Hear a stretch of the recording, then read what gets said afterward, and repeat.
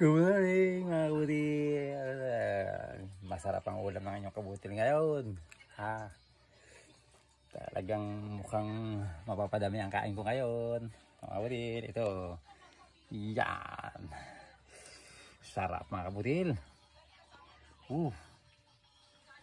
Uh. Uh.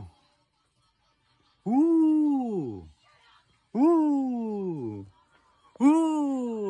Anong digaya ng paminsan-minsan ang buhay ng ating kabutil.